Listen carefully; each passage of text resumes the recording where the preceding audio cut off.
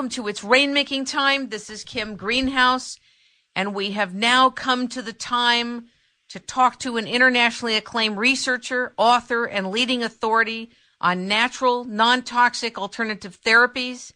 We're going to talk to a pioneer in dark field microscopy, a holistic medical doctor who has definitely stood the ground over many, many years for alternative therapies. Ladies and gentlemen, give a warm welcome to Dr. James Privatera. Welcome to It's Rainmaking Time. Hi. Thank you for being here. And yes, there's a lot to talk about. I started practicing medicine back in 1967 and noticed that a lot of people were not doing much nutritionally. And so the journals were talking about magnesium and zinc and its use in, for example, magnesium for fatigue and heart problems, and zinc for immunity. And then I noticed there was a product called potassium magnesium aspartate put out by a company called Wyeth, W-Y-E-T-H, but they were going to quit making it because it was the only minor product in their line. Well, it turns out this patient said it gave him a lot of energy, but I said, gee, that's too bad. Yeah, maybe we need to find you a similar product. And I said, I don't know where to do that, though. He says, oh, probably in a health food store. So that was my first entrance into a health food store, which happened to be 1968-9 era. Okay? And so I was an intern, and that was in Seattle, Washington. So that started me on the whole nutrition avenue.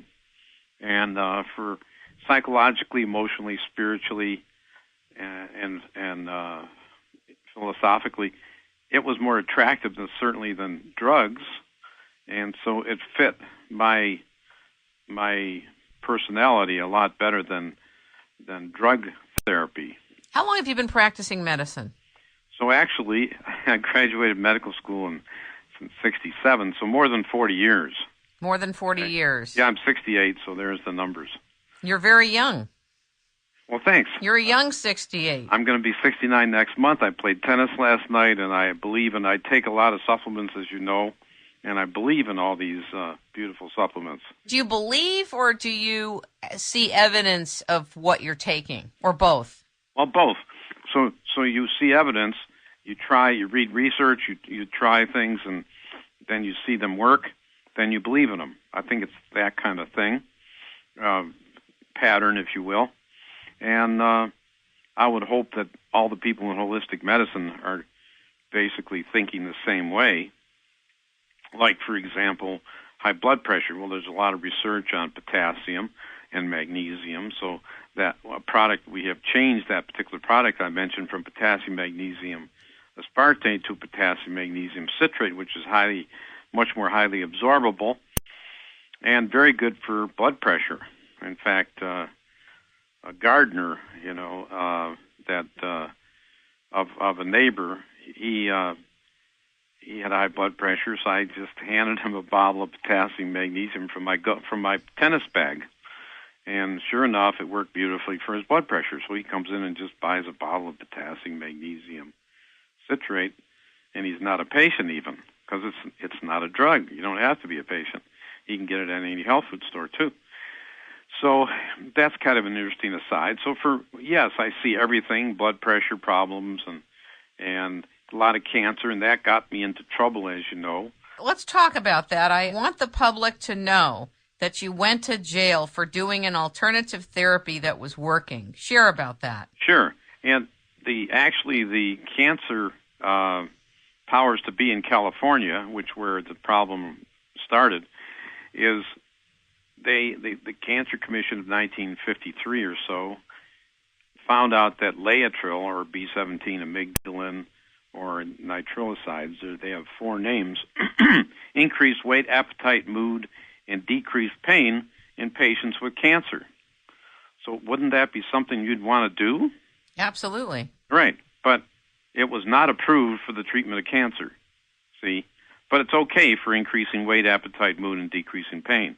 Well, that's very much of a a line, isn't it? A vague line. So if you give a patient this material to do those things that the Cancer Commission says it does, the Cancer Commission of California back in the early 50s, then they could turn around, and they had a little statute, 1707.1, that said that you can't use unapproved substances in the treatment of cancer. And so that was a misdemeanor to use unapproved substances in the treatment of cancer. However, if you conspire with somebody else to commit a misdemeanor in the state of California, then it's a felony. How is that? And what does conspiring mean in that context of treating a patient? Well, for example, somebody in the health food store or somebody else who was in the loop, more or less. In other words, I bought injectable Laetrile. Somebody sold it in Mexico to this guy in San Diego, who sold it to me. It came from Germany, 2 grams of Chemdolin. So that was a conspiracy, don't you know? See, so conspiring to increase appetite, mood, decrease pain, and right, and so forth. So the increased weight.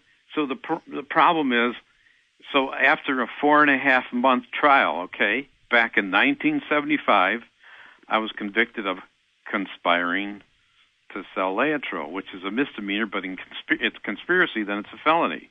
So then, on appeal, I won, okay? So 2-1 judges appealing the trial verdict, we won. But we lost at the California Supreme Court level. However, Judge Rose Bird ruled in our favor, okay, because she had breast cancer, and she believed in alternative stuff. Isn't this funny? It's wild. It shows you how screwy the world is.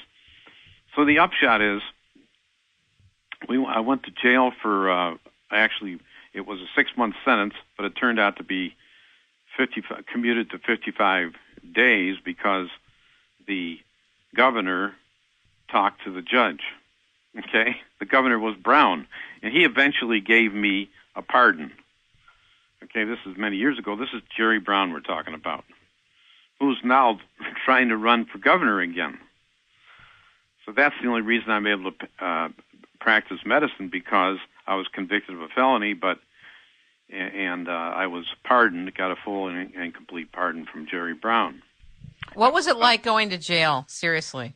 Well, jail was, it started off with a little county jail stuff in San Diego, then wound up in building roads in Alpine, which is east of San Diego.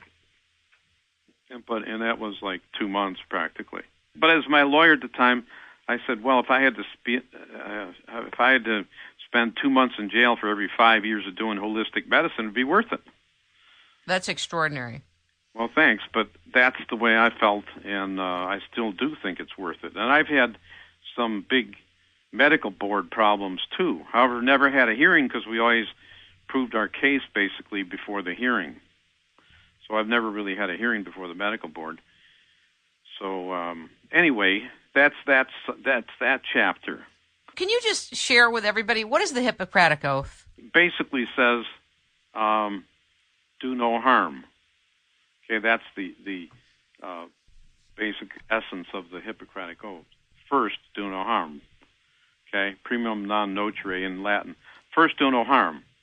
So there's no harm to do these nutritional things, but what you have, and it's kind of obvious, especially nowadays, with all the drug ads on TV and all the, if you know anything about Codex Alimentarius and we're doing an entire show on Codex Alimentarius. Share with the audiences basically what it is. Well, it's rules that come basically out of their international rules. Basically, come out of Germany to make everything standard. The problem is there's no, like, an apple in Germany is going to be different than an apple here, or an apple in the state of Washington is going to be different than an apple in California. So those elements that are in there, let's say so much potassium, magnesium, whatever, like fiber, are going to be different in each apple. Well, that's the same way of batches of herbs.